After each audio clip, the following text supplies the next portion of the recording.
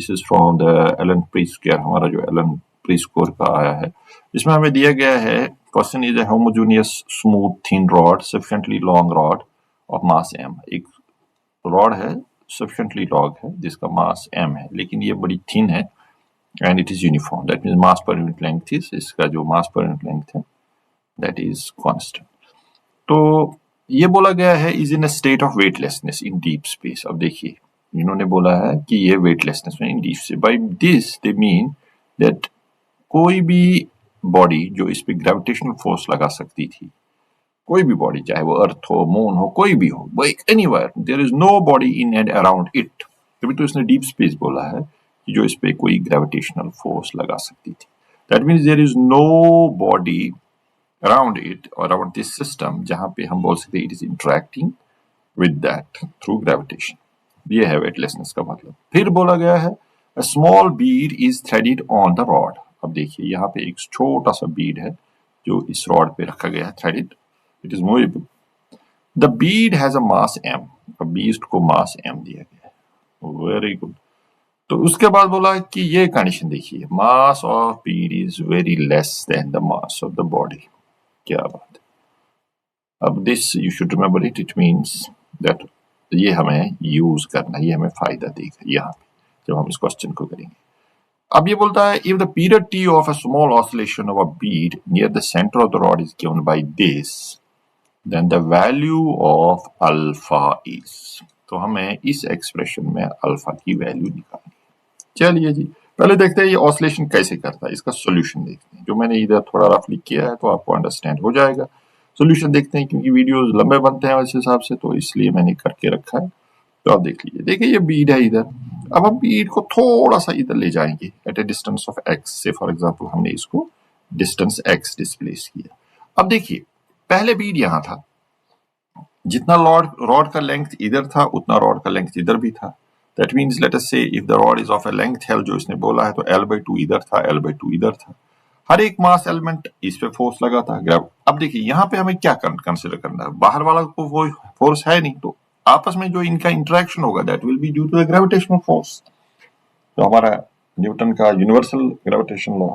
तो जो ये सेक्शन ऑफ रॉड इस बीड पे फोर्स लगाएगा वो इस डायरेक्शन में होगा, और जो ये सेक्शन ऑफ रॉड इस बीड पे फोर्स लगाएगा वो इस डायरेक्शन में होगा। क्योंकि बीड सेंटर पे है तो इधर L/2 है, इधर L/2 है, तो this force will be equal to this force, और नेट फोर्स इस पे 0 होगा। फोर्स तो होगा बट नेट फोर्स 0 होगा, तो होगा कुछ नहीं। इसी तरीके से बीड की वजह से भी तो फोर्स इस पे होगा रॉड, तो वो भी यही बराबर होगा, तो रॉड में भी कुछ नहीं होगा। So it is in the state of equilibrium. तो हमारा ये आ गया इक्विलिब्रियम स्टेट। अब हम इस इक्विलिब्रियम स्टेट को थोड़ा डिस्टर्ब करेंगे। जब हमने बीड को इधर x लिया, देखिए अब इस वाला सेक्शन जो रॉड का बन गया, ये बन गया है L/2 - x। तो इधर से जो सेक्शन इस पे बचा वो बन गया L/2 + x। अब ये वाला फोर्स जो ये वाला सेक्शन इस बीड पे लगाएगा in this direction, that will be more, और ये वाला force will be less, because इस वाले सेक्शन में अब मास कम है, इस वाले सेक्शन में मास ज्यादा है। Naturally there will be a net force towards this. अब बीड को हमने डिस्प्लेस किया, किसी भी तरीके से किया, तो फिर हमने छोटा सा डिस्प्लेसमेंट किया, तो फिर हमने जब इसको छोड़ा, there will be a force, the net force restoring force on it towards this direction. उसकी वजह से क्या होगा, ये बीड इधर की ओर चलेगा। जब ये इधर की ओर चलेगा तो ये लेंथ कम होती जा रही है, ये बढ़ रही है, तो ये फोर्स कम हो रहा है, ये बढ़ रहा है। फाइनली जब ये फिर इक्विलिब्रियम पोजीशन पे आ जाएगा, नेट फोर्स 0 होगा। लेकिन इस दौरान बीड का क्या हुआ होगा, it will have gained velocity, तो उस वजह से काइनेटिक एनर्जी इसमें होगी, तो उस काइनेटिक एनर्जी से अभी आगे चला जाएगा।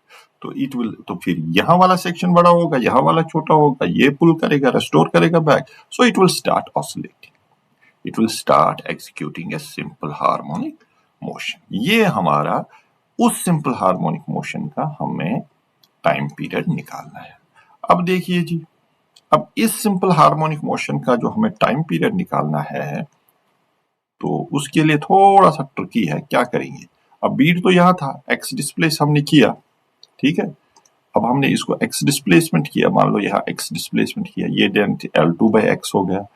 अब जो ये L2/x फोर्स लगाएगा, ये इधर की ओर लगाएगा, अट्रैक्ट करेगा इसको, ठीक है। हम मानेंगे कि उतना ही सेक्शन हम इस साइड पहले लेंगे, L/2 minus x, L/2 minus x जो इधर बचा उतना सेक्शन इधर भी भी लेंगे, वो वाला फोर्स इधर होगा। तो ये सेक्शन और ये सेक्शन जो हमने इधर वाला L/2 एक्स लिया और जो इधर वाला L/2 माइनस एक्स वाला लिया, जो ये इक्वल सेक्शन हमने ये एक दूसरे के फोर्स इन्होंने कैंसिल किया, तो हमारा यहां तक तो मसला हल हो गया।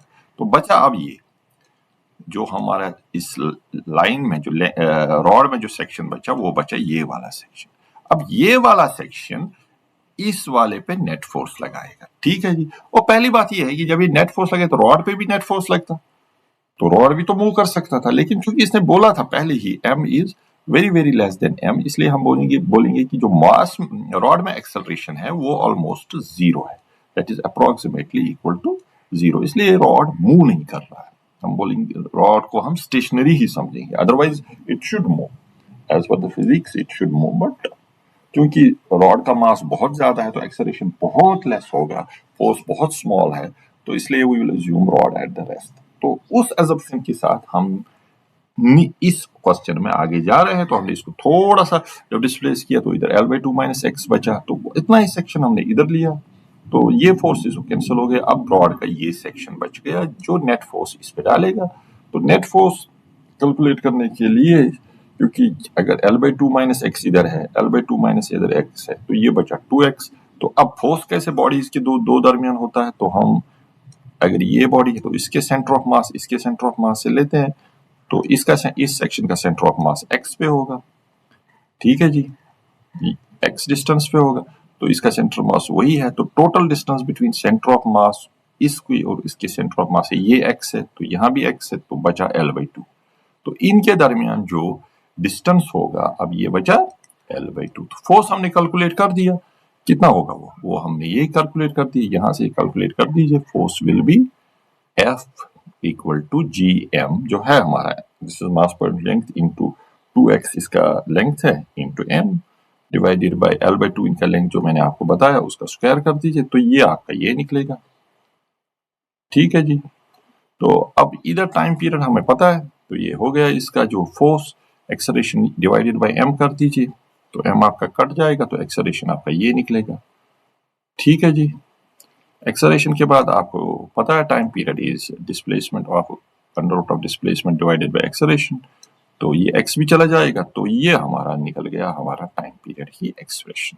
अब इस टाइम पीरियड की एक्सप्रेशन को हमने क्या किया है, इस टाइम पीरियड की एक्सप्रेशन को हमने इक्वेट किया अल्फा के बराबर, तो which is equal to alpha, तो ये हमारा बन गया, तो अल्फा हमारा बन गया 2π/√8 मेरे हिसाब से।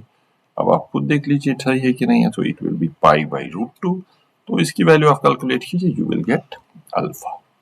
अब इसी क्वेश्चन को अब हम कल एक और अंदाज में करेंगे, जहां मैं आपको दिखाऊंगा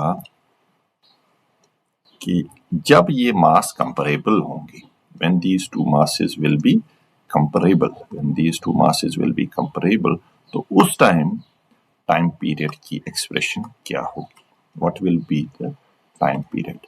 यानी उस वक्त मेरे कहने का मतलब है, if this m and the mass of the rod is comparable, उस टाइम हम ये जो ये रॉड है इसको स्टेशनरी अज्यूम नहीं करेंगे जो हमने ऊपर अज्यूम किया, क्योंकि इस पे अब अच्छा खासा फोर्स लगेगा, क्योंकि बिकॉज हमारा मास बढ़ रहा है तो फोर्स तो लगेगा, क्योंकि बाय दिस पॉइंट जो फोर्स ऑफ अट्रैक्शन अब इनमें होगा वो अच्छा खासा कंपेरेबल होगा, and we can say that this body is also moving.